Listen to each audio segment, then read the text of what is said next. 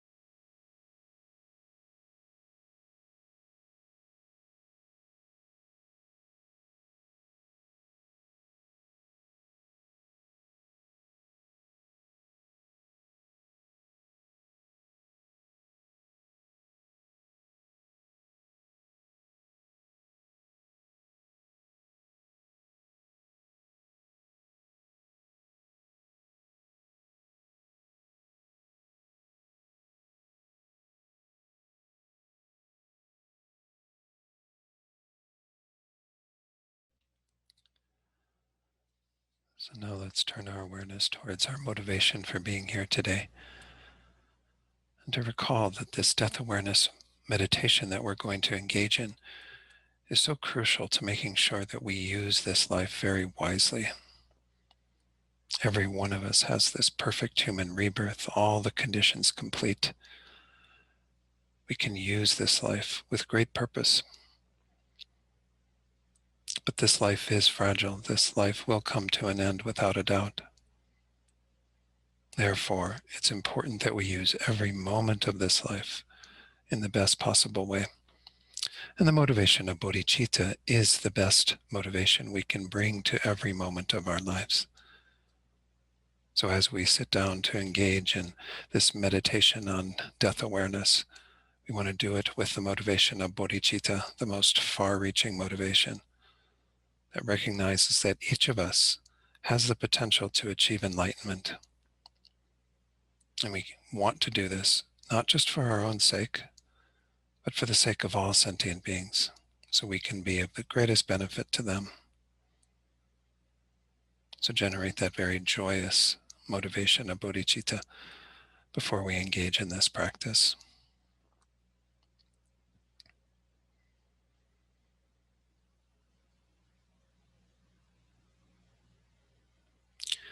So in last week's meditation, we looked at the first root point in the death awareness meditation, which is that death is certain. We examine the reasons that support the fact that we will come to death inevitably. There is no escaping death. And of course, the amount of time that we actually devote to spiritual practice within that context is really quite small. So we have to make sure that we practice Dharma within this life, because death will come, whether we've done our spiritual practice or not. So today we're going to examine what Lama Tsongkhapa says is the most important of the three root points within this death awareness meditation. The fact that death is completely uncertain in terms of when it will come. It's inevitable that it will arrive, but when? So this is the set of meditations that really help us to use every moment meaningfully. So let's begin by looking at the first of these 3 points that are underneath this root. And that point pertains to the fact that there is no certain lifespan in this world. As human beings, we hear statistics about the average lifespan of an American man, an American woman, and so on. But there's no guarantee with those numbers. People die at all ages. Some die in the womb, some die shortly after birth, some die in infancy, in young childhood, in teenage years, and so on. People die at your age every day. So spend a few minutes contemplating the reality that there is no fixed lifespan, that regardless of what we think about ourselves in terms of our health, all the conditions that we currently possess, death can still come for us. Without a doubt, it can happen for every one of us at whatever age we're at.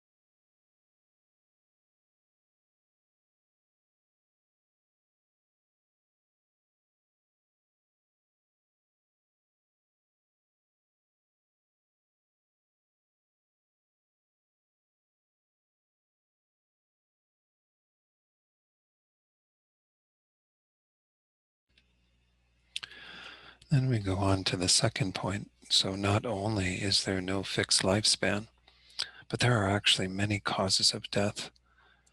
So we're going to bring to mind a number of the ways in which we can die, in which death can happen to us. And we can see that it's happened to others in these variety of ways. And as we do this, it's not to create some sort of paranoia around these causes of death that are around us all the time, but rather to increase that awareness that it is uncertain when death will happen because of the variety of causes. So the very first one is to look at the external causes of death. People die from accidents, people die from natural disasters, people can be killed by other people, by dangerous animals, poisonous insects and snakes and so on. There are a lot of external causes that can induce death. Also reflect on the fact that there are internal causes, different diseases that can rob us of our health and lead to death. There are also, our own genetics that sometimes cause failures in our systems and the body. Sometimes our bodies stop functioning due to a variety of reasons. There are internal causes that can bring about our death that we may not even be aware of at times. Cancer and so on that can ravage the body and cause death. And then lastly, there are also those things that normally support life that sometimes can become the cause of death, such as the food that we eat that may have E. coli or some sort of bacteria, something that will get into our systems and cause our death. The medicine that we take that may be the wrong prescription or may be causing more harm than what we realize. There's even the places we go to for shelter, our own houses, sometimes can become a coffin when a fire starts or what have you. So again, all those things that we look to support this life can sometimes become the cause of our death. So spend the next few minutes focusing on these three, and you can think about others you've heard of who have died in these ways, who have had external causes, internal causes. Even those things which sustain life become the causes of death. And think that this too can happen to you. This is showing, again, the many causes of death that are around us all the time.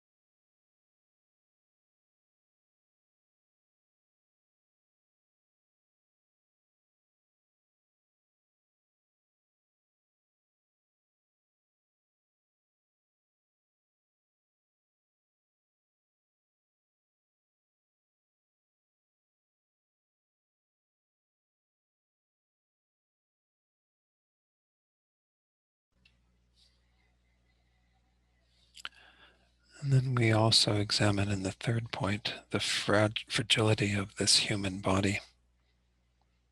We like to think that this body is very robust, that it's invincible, but our human body is actually very vulnerable. It can be injured or struck down by illness so easily. This is something we've certainly seen with this pandemic. People who were at the prime of their life, people who took care of themselves, who had good exercise routines, all of these various things, thinking they would stave off illness, and yet they succumbed.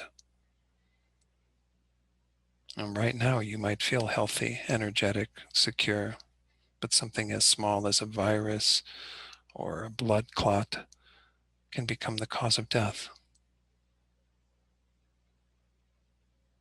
And think about this in terms of the times when you have hurt or injured your body, how easily it could happen again and might even cause your death rather than be something you recovered from. And of course, this body won't last forever. This body is deteriorating day by day, becoming more and more vulnerable to illness, to accidents. Eventually, this body will degenerate, lose its beauty, vitality. This body is actually really quite fragile. So spend these last few minutes, this third point, reflecting on the fragility of the body. We like to think it's invincible, but it's, again, very vulnerable.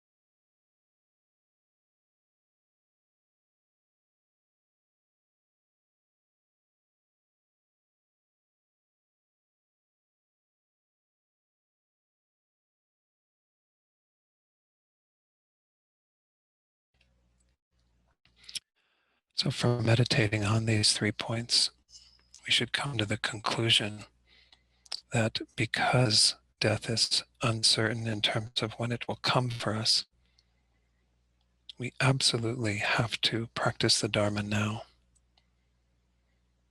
And rather than living with this thought that we've been living our lives with, thinking we have a lot of time, thinking that we will live into a ripe old age, which may very well happen, but again, there are no guarantees. Instead of that, let's live every day as Rinpoche advises, thinking, I am going to die today. My death is going to come today. With that thought, we will be sure to use this day meaningfully to practice the Dharma now, because there's no guarantee that we have another day.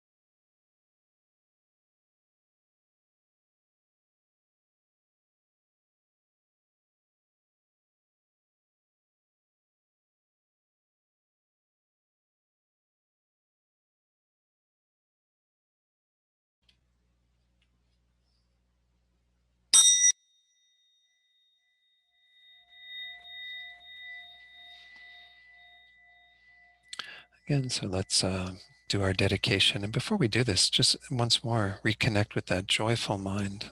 Although this isn't, again, the cheeriest set of meditations to do, it's meant to induce great joy in our opportunity that we have in this life to practice the Dharma and to practice it today, to do everything that we can to change our minds, to develop more positive qualities, to reduce our negative tendencies. And so we dedicate that we will be able to accomplish this, that we will be able to develop our minds fully into the state of a Buddha, so we then can help all other sentient beings to achieve that same goal.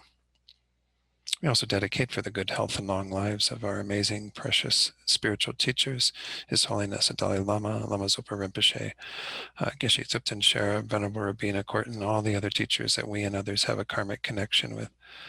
May they have good health and long lives, and may we continue to benefit from them, and may they be of great benefit to others as well. And lastly, we dedicate for all those beings we're holding in our hearts, those who are experiencing obstacles, illness, who are dying or who have died. May what we've done here today benefit them directly, removing their suffering and helping them to have all the causes of happiness. And may all beings find true peace and happiness through all of our merits. Wonderful. Thank you all so much, everyone. Have a very good day. Hopefully see you all again. Okay. Thank you all.